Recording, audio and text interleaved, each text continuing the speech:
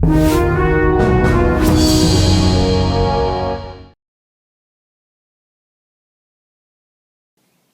YouTube, sorry it's been so long an update. I thought I'd do a quick one to let you know what's happening. But yeah, the meat rabbitry is going really good. That's my pure New Zealand doe. She's been a great mum so far. 2 litters, 8 in the litter. Very good nurser, very good weights on the little baby buns. So they're about 3 weeks old, or coming up to 3 weeks old. And Flaps, my Callie, pure Callie, has done really well again. She's had another litter of 8. No signs of slowing up as a mum yet. Should be, yeah, she's done really well. And there's a cute little babies. Very gorgeous. M&M, my original New Zealand doe. She's getting a bit old. I think she's pregnant. She looks pretty big. So I put an Xbox in. She's due tomorrow.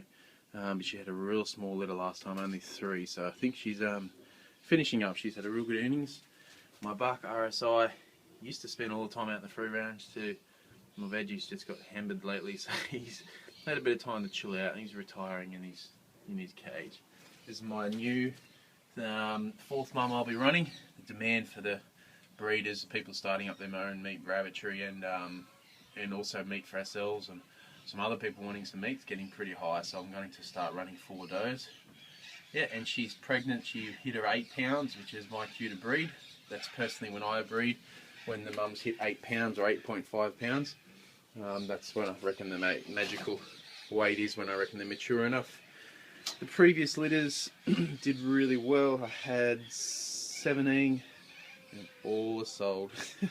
Every single one, even down to the last 2 that we thought were going to go to the freezer, they were sold for meat purposes. So we made good profits out of the last litter, and it's just a bit of a fact for anyone. If you're in America, Craigslist, I think it is. For Australia, it's Gumtree. That's how I make my profits from the rabbit area, from my rabbitry. It's good, you know. You have your own meat, and you've got plenty of meat for the freezer, and then it pays for itself. All the feed is free, and you just be smart about it. That excess feed that she's knocked over goes straight to the chooks.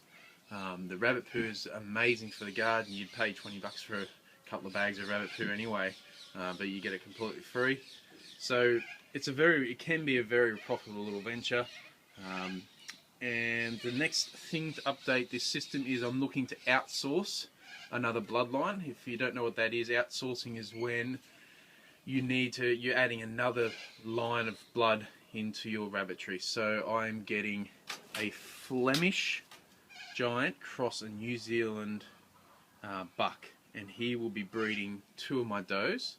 He'll be breeding SD and Gur's my little 7-month-old boy named Gur. Yeah, so he's going to be breeding those 2, and that ensures 4 separate lines coming into 2, which will be even better. And yeah, just to add a bit of fresh blood in. They say the best mix for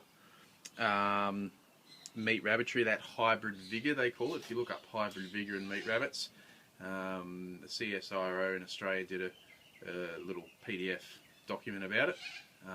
But yeah, hybrid vigor is where you have 3 separate breeds, preferably California, New Zealand and Flemish, all bred into one, and you get what's called hybrid vigor, where you get some really good performing litters.